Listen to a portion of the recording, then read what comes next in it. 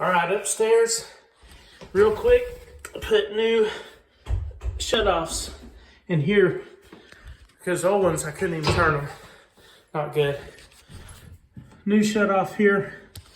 Even though it had a newer one on, I could about, I don't know, 4 or 5 inches off of that. The stub was way too far out, so got a brand new shutoff, got it closer to the wall. And while we're in here, some sample tiles we picked out.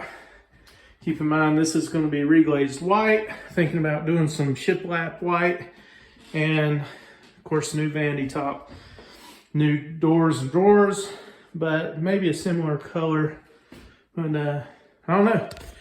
If you're watching this, and send me a message. Tell me what you think would look best in there. Of course, it's ultimately up to the boss, Miss Kim. New shutoff for the toilet going in here. Have to cut the hole for the toilet flange, but it doesn't have to happen right now. These were the 2 shutoffs that were leaking. They were dripping water. This was completely full when I came back, so new shutoffs there. And I showed you the ones for the shower underneath the floor there. So we're going to turn the water back on and leave valves open, like the one in the sink in the kitchen and stuff.